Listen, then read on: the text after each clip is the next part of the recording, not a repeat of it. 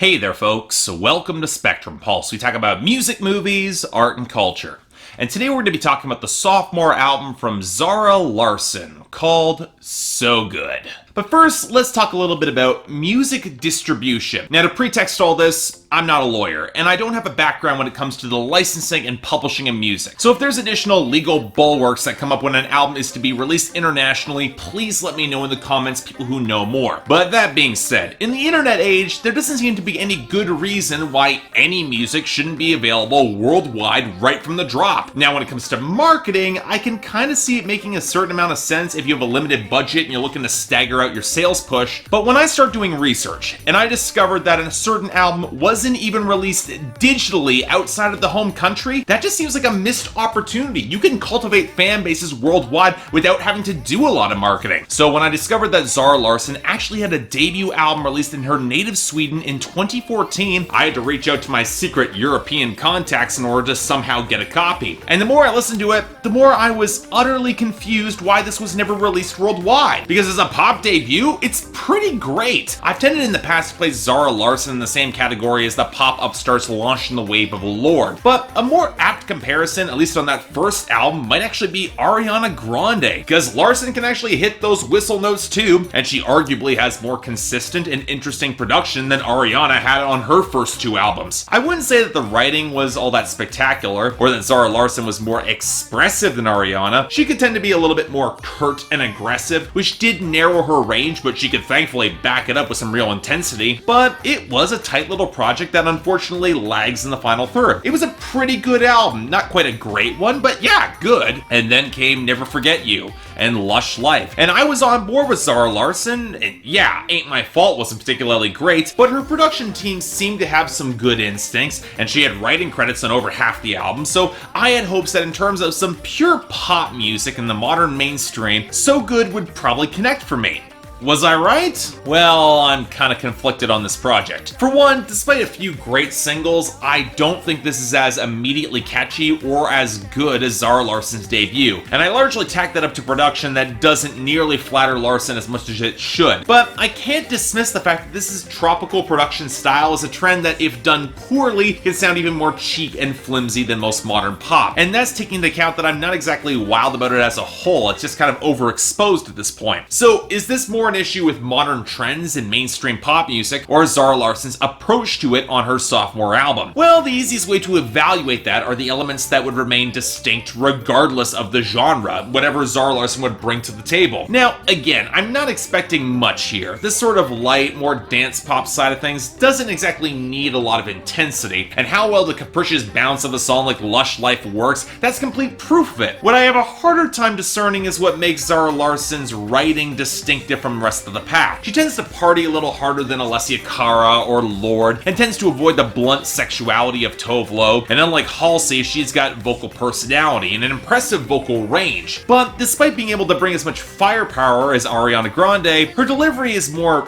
blunt and sharp. She's working for it a little bit more. I'd say that she's the Christina Aguilera to Ariana's Mariah, and that there is a little bit more assertive effort to natural talent, but what I think would be a little bit more apt is a Rihanna who actually seems to care about the music. Still capricious, still kind of flirty, but there's an earnestness to her delivery that gives her breakup songs and some ballads some pretty decent swell. And that definitely comes through in the writing on the big singles of Lush Life and Never Forget You. By far the best songs here, and reflecting the somewhat dualistic nature of Zara Larsson's persona. On the one hand, she can get more sexual and talk about masturbation being the only thing that satisfies without this guy in her life on Only You, but she can also follow it with the post-breakup yearning of Don't Let Me Be Yours, where supported by an uncredited Ed Sheeran of all people, she hopes that after the makeup comes off and after the buzz dies down, there's something there that'll keep this guy around, that she doesn't become a mistake. And then there's the piano ballad of I Can't Fall in Love Without You, where she's trying to move on from a dead relationship, and yet there are still lingering feelings. She can't quite move on just yet. But that's not saying that there aren't some writing problems. Unfortunately, starting right from the first track, What They Say, which might as well be a self-esteem anthem that could be easily recontextualized contextualizing as gaslighting the anthem, or take Ain't My Fault, the controversial single that cooled a lot of people's enthusiasm for this project, and unfortunately suffers the presumption problem where if the genders were flipped, it would probably ring as a lot more controversial, some of the things that she's saying and how she's trying to deflect the blame. And then there's One Mississippi, written by Julia Michaels, and just like her song Issues, it's a bad relationship that feels good song that if anything raises a lot more alarm bells with lines like, I like the way it feels when you screw with my mind. Even by the standards of melodrama, that's a huge red flag, especially a few lines later if you're referencing sirens. Then they just get weird cases like Make That Money Girl, where instead of calling out female icons that the majority of the audience will recognize for the girl power anthems, which you'd think she'd want to do for the populism, we get female record executives that I guarantee the majority of the audience won't recognize. I mean, I get the principle, but I'm reminded a lot of Father John Misty's recent interview where he contrasted the feminist messaging of songs like this with the exploitative process of actually making pop music in this vein, and made the song ring really hollow to me. And because here's the thing,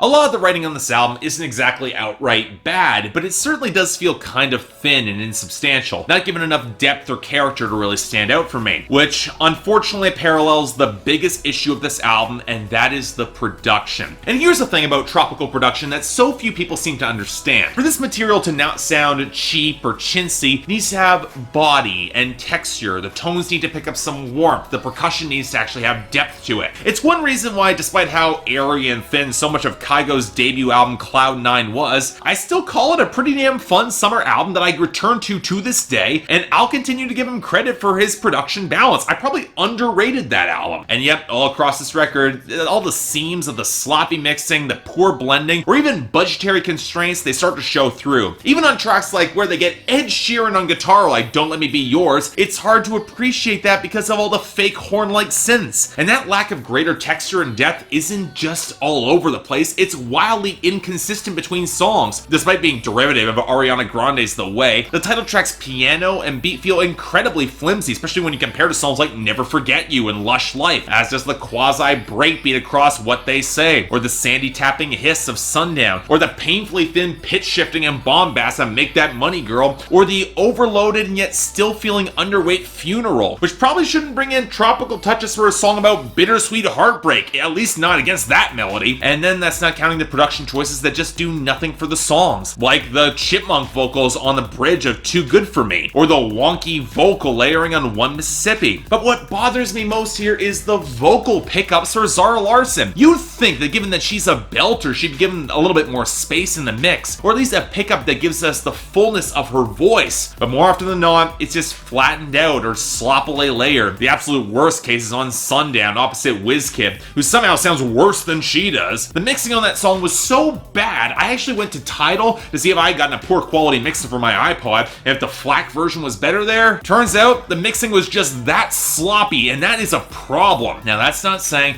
that all this doesn't work at points. There are a fair few good songs on this album, but beyond the two good singles, I Can't Fall in Love Without You, and maybe Only One and Symphony, the latter a delicate and decently produced but not particularly interesting collaboration with Clean Bandit. The strings sound good, but there's not a lot to it. I'm not really enthused with this project, at least not as much as I want it to be. Like a surprising amount of Europop, especially these days and with the tropical touches, how good a Zara Larsson song will be is heavily driven by a lot of the producers. And I'm definitely not sure that the laid-back vibe is a strong credit to her vocal style in the same way that the more aggressive and dense synth pop of her debut album was. As such, I'm thinking for this a light 6 out of 10 and a cautious recommendation. I'd stay for the singles, maybe a few others, but after that, I could see this party ending pretty fast. And the debut was a lot better. So yeah, thanks a lot for watching. If you'd like to like and subscribe, I'd be more than grateful.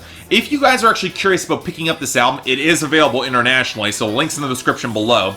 And I've got the poll up there, so what do you guys think about this? Because I'm honestly not sure where Zara Larsson fans, or indeed other mainstream pop fans, will fall on this girl. I haven't really seen her get a huge amount of popular buzz. Beyond that, anything else I might be able to do to improve my presentation, I'm all ears. And if you guys want to get more involved in my scheduling process, the link to my Patreon is right there, where 3 times a week you guys get to see and vote for my schedule to move up and down, and once a week you guys get to add albums to my schedule. More details right there, but until then, I'm Mark, you're watching Spectrum Pulse, and I'll see you next time.